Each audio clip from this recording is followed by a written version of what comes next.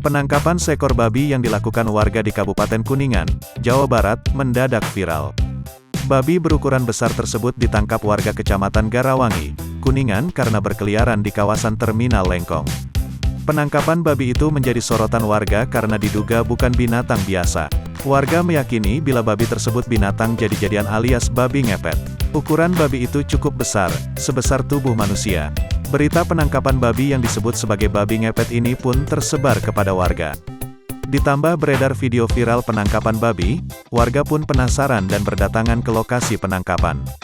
Seperti dalam video berdurasi 35 detik yang beredar, babi itu tampak terikat pada sebuah bambu dan disimpan di pelataran bangunan toko di kawasan terminal tersebut.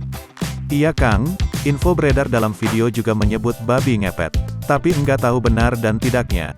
Namun hingga kini warga banyak berdatangan melihat babi terikat tadi, kata Wawan warga setempat saat di lokasi kerumunan yang tidak jauh dari Terminal Lengkong, Jumat, tanggal 4 Maret tahun 2022.